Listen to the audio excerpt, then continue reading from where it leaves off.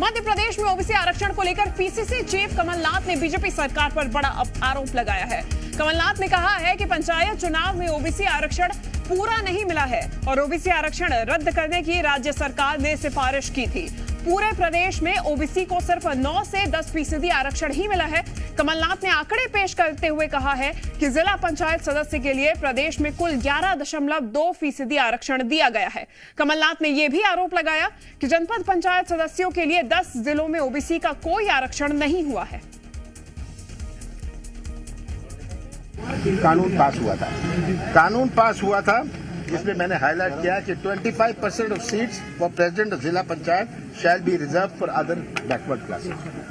ये 93 का एक्ट है जो ये पास हुआ। ये इतना बड़ा धोखा, शिवराज जी को शर्म नहीं आती कि अपनी छाती ठोक के कह रहे हैं कि हम 35% दे रहे हैं, 30% दे रहे हैं, और असली बात निकली 9 से लेके 10% तक हुआ है।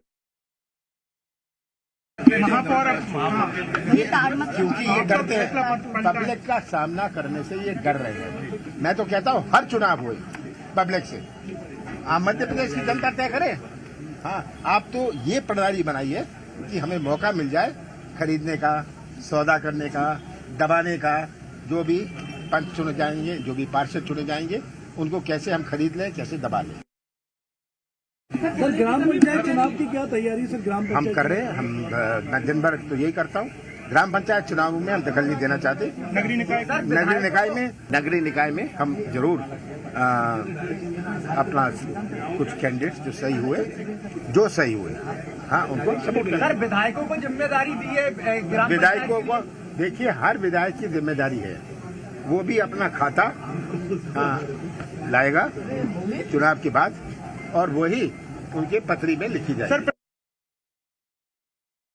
आ गया, अधिसूचना जारी कर दी गई, आरक्षण की प्रक्रिया पूरी हो गई, लेकिन ओबीसी का मुद्दा यहां पर मध्य प्रदेश में शांत होता नजर नहीं आ रहा है। सियासत गरमाई हुई थी और अभी भी गरमाई ही हुई है, क्योंकि कांग्रेस लगातार बीजेपी सरकार को, प्रदेश सरकार को घेर रही है कि आरएसएस का हिडन एजेंडा सरकार यहां पर लागू करने की कोशिश कर रही है। और बीते दिनों यह भी साफ कर दिया था कि हिडन एजेंडा यह है कि ओबीसी को आरक्षण सरकार नहीं देना चाहती है।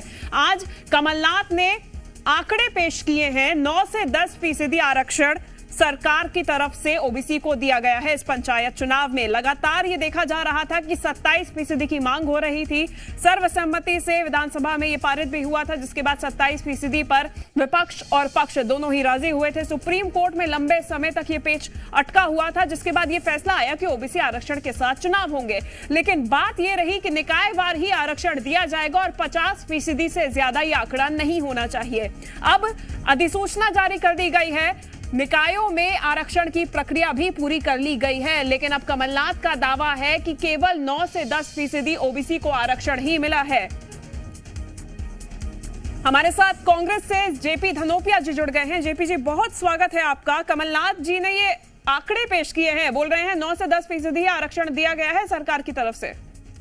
देखिए शिवांगी जी, बात तो सही है कि मध्य प्रदेश के मुख्यमंत्री शिवराज सिंह चौहान जो अपने आप को पिछले वर्ग का बताते हैं और पिछले वर्ग के नाम पर बहुत ज्यादा कसम खाते हैं, वादे करते हैं, लेकिन जितना बड़ा धोखा इस चुनाव में आरक्षण में उन्होंने किया है, आपको ताज्जुब होगा कि जो परसेंटेज था उस परसेंटेज से भी कम हो गया।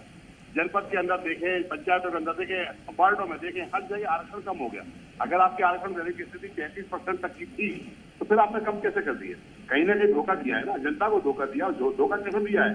और धोखा जनता को ही दिया है, माननीय सुप्रीम कोर्ट को भी धोखा दे दिया उन्होंने। तो एक पिछड़ा वर्ग कल्याण आयोग बनाया गया, उसकी रिपोर्ट बनाई गई, रिपोर्ट सार्वजनिक नहीं की गई, उस रिपोर्ट के आधार पर जगह जगह आरक्षण कराए गए। जिस जगह पर आरक्षण हो रहा है बाकी लोगों को नहीं मालूम हमारे कितने % आबादी है, आबादी के माप से कराए गए, सब जगह पर उन्होंने धोखा किया है। और निश्चित रूप से हम माननीय उच्चतम न्यायालय के निर्णय का सम्मान करते हैं। चुनाव में कोई बाधा नहीं पहुंचाना चाहते, हम चुनाव में जा रहे हैं, चुनाव में सहयोग करेंगे, लेकिन भारतीय जनता पार्टी की पिछले वर्ग के साथ जो नियत में खोट है उसको हम जनता में उजागर करेंगे और उनको खामियाजा भुगतना पड़ेगा। धनोपिया जी, ये कौन से आंकड़े हैं जो कमलनाथ जी पेश कर रहे हैं? यही तो आंकड़े हैं, जिन आंकड़ों के ऊपर आरक्षण कराया गया वो आंकड़े बाजार में नहीं है, कोई जनता के बीच में नहीं है, दिखाई नहीं गए हैं। तो फिर अगर सबको फेयर है तो आपने छिपाया क्यों? छिपाया तभी तो हर जगह के आप चार्ट उठा के देख लीजिए, जहाँ जहाँ आरक्षण हुआ है, पिछली बार जितना आरक्षण था उससे कहीं कम ज्यादा आरक्षण हुआ है इस बार। तो क्या कारण है, कैसे कम हो गया? आबादी में कोई 1-2 महीने में आबादी कम तो नहीं होगी ना, लेकिन विष्णु सर ने धोखा दिया है और गलत रिपोर्ट बनाई है, उसके कारण स्थिति बनी हुई। ठीक है धनोपिया जी, हमारे साथ बीजेपी से राजपाल सिसोदिया जी जुड़ गए हैं। राजपाल जी, बहुत स्वागत है आपका। कमलनाथ जी ने आंकड़े पेश किए हैं कि ओबीसी को केवल 9 से 10% ही आरक्षण दिया गया है इस पंचायत चुनाव में। कमलनाथ जी जो है पड़ोस से महाराष्ट्र के कहां से भी पेश करते, यहाँ पे इनकी सरकार कांग्रेस की है और उसमें बिना ओबीसी आरक्षण के स्थानीय निकाय के चुनाव करें। इसी सुप्रीम कोर्ट से निर्णय हुआ था कि ओबीसी के आरक्षण के बिना स्थानीय निकाय के चुनाव कराए जाए और उसके आधार पर महाराष्ट्र में 6 महीने पहले चुनाव करवाए कांग्रेस ने। वहां कांग्रेस की सरकार है, वो कमलनाथ जी को नहीं दिखेगा।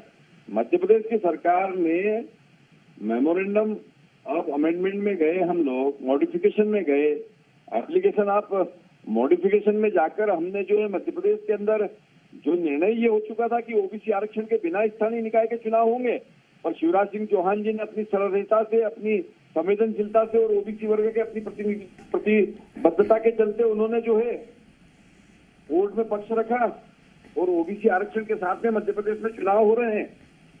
कांग्रेस को ये नहीं दिखेगा।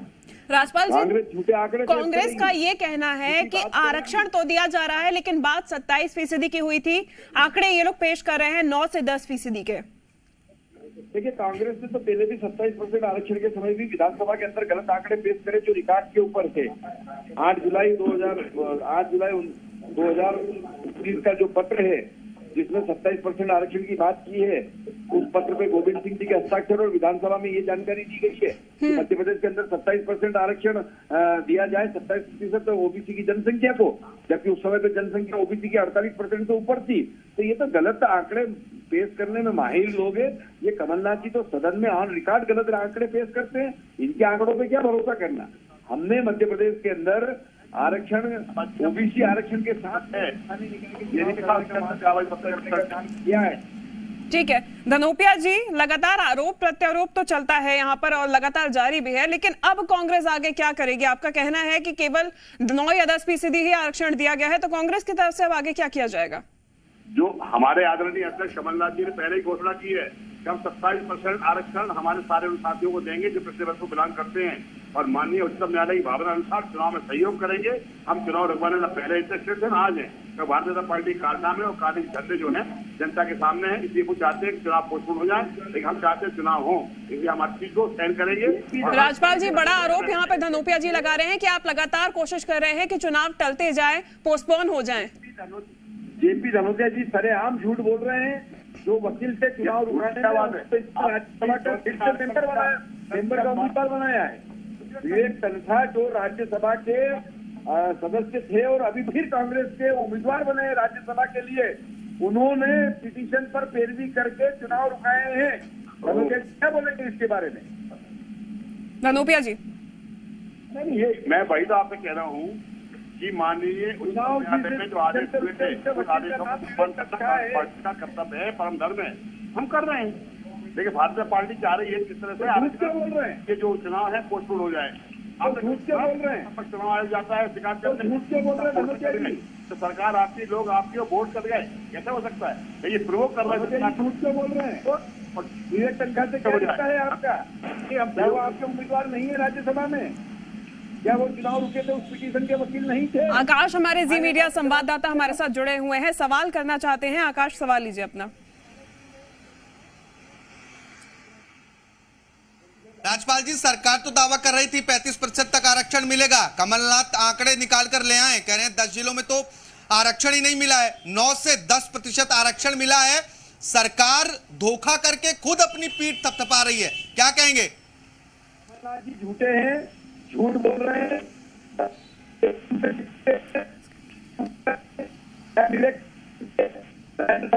के उम्मीदवार नहीं थे क्या? विवेक तन्खा पिछली बार चुनाव रुके उसमें वकील नहीं थे?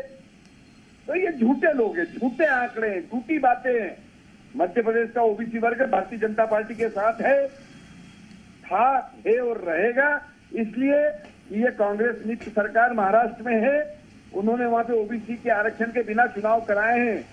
वे भी एप्लीकेशन आप मॉडिफिकेशन में जा सकते थे पर वो नहीं गए।